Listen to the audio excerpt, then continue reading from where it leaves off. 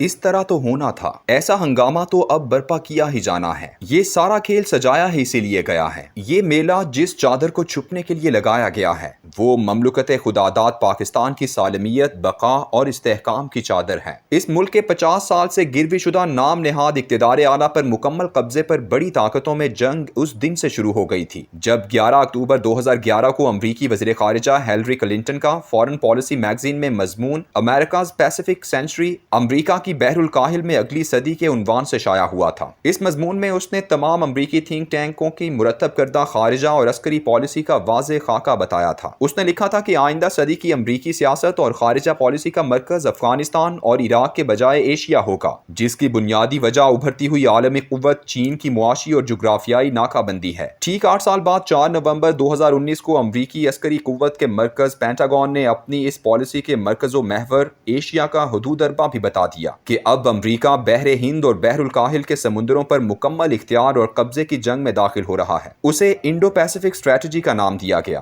یہ حکمت عملی اس وقت دنیا کو ایک بار پھر دو بڑی قوتوں کے درمیان جنگ کی طرف کشاں لے کر آ چکی ہے، اور امریکی اس جنگ میں اپنے کسی بھی ہدف کو چھپا نہیں رہے۔ ان کے نزدیک اس دنیا کے وسائل، آبی و بحری راستوں اور ان راستوں سے وابستہ معیشت کو اپنے تابع کرنے کے لیے انہیں گزشتہ 20 سالوں سے دنیا کے نقشے پر معاشی قوت بن کر ابھرنے والے چین کو روکنا ہے اور اس کے ہر اتحادی کا سر کچلنا ہے، خواہ وہ ایک بار پھر سے ابھرتی ہوئی قوت روس کیوں نہ ہو۔ جن دو ملکوں کو روس اور چین کی شہرک سمجھا جاتا ہے اور جن کا جغرافیائی محل وقوع چین اور روس کے لیے اس قدر اہم ہے کہ جیسے ان معیشتوں کو سانس لینے کے لیے آکسیجن کی ضرورت ہو، وہ یوکرین اور پاکستان ہے۔ یوکرین سے بحر اسود کی ناکہ بندی ہو سکتی ہے اور پاکستان سے بحیرہ عرب اور بحر ہند کا راستہ روکا جا سکتا ہے۔ دونوں ہی روس اور چین کی معیشتوں کے لیے لائف لائن ہیں۔ یوکرین کو پاکستان میں تازہ برپا ہونے والے سیاسی تماشے سے 6 سال پہلے گزارا جا چکا ہے اور آج ہم پر بھی وہی حکمت عملی آزمائی جا رہی ہے۔ سوویت یونین سے آزادی کے بعد امریکی CIA نے کمال محنت اور وسیع سرمایہ کی مدد سے یوکرین میں ایک ایسی سیاسی قیادت کو جنم دیا جس کے دل و دماغ یورپ کے حق میں خرید لیے گئے تھے۔ اس کے لیے انہوں نے اس ملک کے اس قوم پرستانہ تنازع کو استعمال کیا جو وہاں آباد 23% روسی اور 77% یوکرینی عوام کے درمیان موجود تھا۔ یوکرین پر آزادی کے بعد سے ہمیشہ سے ایسے سیاسی گروہ کی حکمرانی رہی ہے جو روس کی جانب اپنا رجحان رکھتا تھا۔ اس پارٹی کا وکٹر یاکووچ جب 2004 میں برسر اقتدار آیا تو اپنے خاص ہتھ کنڈے کو استعمال کرتے ہوئے سپریم کورٹ کے ذریعے اس کے خلاف فیصلہ لیا گیا جس نے الیکشنوں کو دھاندلی زدہ قرار دیا۔ اب یورپ نواز اپوزیشن کے ہاتھ میں عدالتی فیصلے کا ایک ایسا ہتھیار آ گیا جس کی مدد سے ان کے لیڈر یشچینکو نے جلسوں، جلوسوں اور دھرنوں کا آغاز کر دیا، لیکن پھر وہ اچانک شدید بیمار پڑ گیا۔ ایک ہمدردی کا نعرہ بلند کیا گیا کہ اسے روس کی خفیہ ایجنسی نے زہر دے کر ہلاک کرنے کی کوشش کی ہے۔ اسی ڈرامے، ہنگاموں اور زہر خورانی سے پیدا ہونے والی ہمدردی کے جذبات نے اسے اقتدار کی کرسی پر پہنچا دیا اور روس کا ہمدرد صدر وکٹر یانوکووچ اپوزیشن میں چلا گیا۔ یوکرین میں سیاسی قیادت خرید کر عوامی جذبات برانگیختہ کر کے اقتدار کی تبدیلی کو دنیا بھر کے دانشور زرد انقلاب کہتے ہیں۔ اپوزیشن کی اس تحریک کو جن عالمی ڈونرز اور یورپی ممالک کے اداروں نے براہ راست سرمایہ فراہم کیا ان میں امریکہ کا اسٹیٹ ڈپارٹمنٹ،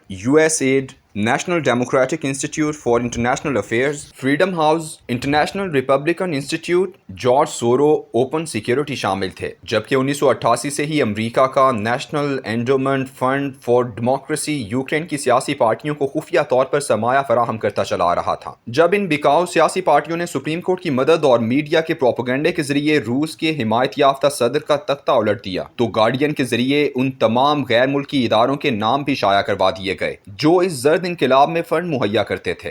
یہ ہوتی ہے دیدہ دلیری۔ اب روس کو خطرے کا احساس ہوا اور اس نے بھی یوکرین کی سیاست میں اسی طرح حصہ لینا شروع کر دیا جیسے یورپ اور امریکہ لیتے ہیں۔ ایک ایسی کشمکش شروع ہو گئی جس کے نتیجے میں روس کا حمایت یافتہ وکٹر یانوکووچ ایک بار پھر 2010 میں برسر اقتدار آ گیا۔ اب امریکہ نے گزشتہ 10 سالوں سے سیاسی پارٹیوں اور NGOs کو دیے گئے فنڈ سے تماشا لگانا شروع کیا۔ ان سیاسی پارٹیوں نے اپنے ورکروں کو آہستہ آہستہ سڑکوں پر لانا شروع کیا جن کا نعرہ یہ تھا کہ ہمیں روس کو چھوڑ کر یورپی یونین کے ساتھ تعلقات استوار کرنے چاہیے۔ دوسری جانب صدر یاکووچ کے حامی بھی روس کی حمایت میں سڑکوں پر نکلنا شروع ہوئے اور پورے ملک میں ایک تصادم کی کیفیت پیدا ہو گئی۔ جب نومبر 2013 میں معاملہ زیادہ بڑھنے لگا تو امریکہ اور یورپی یونین کے ممالک کھل کر سامنے آ گئے۔ ان کے سفیر اپوزیشن رہنماؤں سے نہ صرف کھل کر ملاقاتیں کرنے لگے بلکہ یورپی یونین کی حمایت میں نکالے جانے والے جلوسوں اور دھرنوں میں بھی کھلے عام شرکت کرنے لگے۔ اس کے بعد ممبران اسمبلی کی خرید و فروخت کا کاروبار امریکی سرمایہ سے شروع ہوا۔ روس روس کے منظور نظر صدر کے خلاف تحریک عدم اعتماد پیش کر دی گئی۔ اس نے ڈٹ جانے اور مقابلہ کرنے کی کوشش کی، لیکن پولیس اور فوج میں امریکی سرمایہ کے زور پر بنائی گئی لابی نے ہنگاموں پر قابو پانے والے تمام قوانین پر عمل کرنے سے انکار کر دیا۔ دارالحکومت کیف کی سڑکوں پر لڑائی شروع ہوئی، 98 لوگ مارے گئے، 15,000 زخمی اور 100 لوگ لاپتہ ہو گئے۔ تحریک عدم اعتماد سے پہلے ہی قوم کو خون خرابے سے بچانے کے لیے یوکووچ نے ایک معاہدے پر دستخط کیے، نئے الیکشن کا اعلان کیا، استعفیٰ دیا اور روانہ ہو گیا۔ یوکرین کی صورتحال کے تناظر میں پاکستان کے موجودہ حالات کو رکھ کر دیکھیں اور تمام تعصبات کو ذہن سے نکال کر صرف اور صرف پاکستان کے لیے سوچیں تو آپ کو بخوبی اندازہ ہو جائے گا کہ اگر چند دن بعد عمران خان کے متوالے اور اپوزیشن کے جیالے اسلام آباد پہنچتے ہیں تو پھر اس کے بعد کیا کچھ کیا یا کروایا جا سکتا ہے۔ امریکی پالیسی کے حوالے سے یوکرین اور پاکستان میں ایک بہت بڑا فرق ہے۔ امریکہ یوکرین کو ایک پرامن اور اپنا اتحادی ملک بنا کر اپنا حلیف رکھنا چاہتا ہے،